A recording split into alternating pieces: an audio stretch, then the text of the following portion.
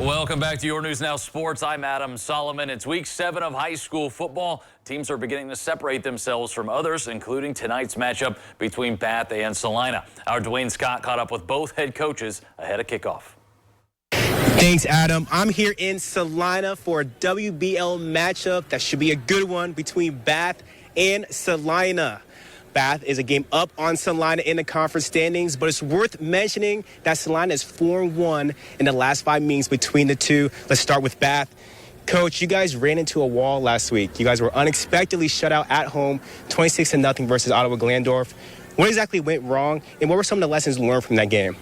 You know, we always, in our program, we just want to do 2 things. We want to get better every single day, and then we want to out tough people. And you have to hand it to Ottawa. They out toughed us, and we didn't respond very well to the adversity that we faced with regards to the weather, and they took care of their business. And tonight you guys are up against a second-ranked rushing offense. How do you look for your defense to slow down the Salina ground attack? Well, we just talked about toughness. We got to be tough, and if we don't get stops, it's going to be a long night for us. Salina is a really good football team, coming off a regional championship last year, and they are where we want to be, and so we're just going to play hard and try to get better and do what we can do. Thank you for your time coaching tonight. Appreciate it. Now to you, Coach Bader. You guys as well lost a pretty winnable game on the road against Elida 17-14. If anything stand out to you in that game for you guys to improve on it in order to be successful here tonight? Yeah, we just got to take care of the football. We had a lot of self-inflicting wounds last week. Certainly the weather played a part in that, and hats off to Elida. They dealt with that adversity and that weather better than we did, and as a result, they got the win and just kind of out-toughed us in the second half. Mention explosive, because your defense will be tested as well tonight.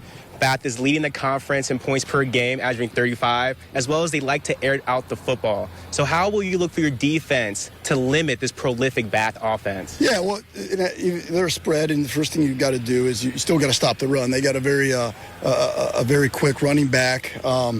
And so we got to take care of business, stop the run first, and we know they're going to air it out and take chances down the field. We just got to mitigate the explosive plays. Try to keep as much as we can in front of us, make them kind of have long drives, make them kind of earn it if they do score, and not give up the easy ones. And if we can do that, stop the run, we'll have a chance to win the game. Thank you, Coach, for your time, and good luck tonight. Appreciate it. Thank you. Yep. And that's all the time we have for full coverage of Football Friday night. Tune in tonight at 11:15 p.m. Reporting from Salina, I'm Dwayne Scott, your News Now Sports. Thank you, Dwayne. Not just Bath at Salina tonight, the #1 passing offense in the country. Lima Senior hosting Rogers. Top-ranked Marion Local at home against Fort Recovery.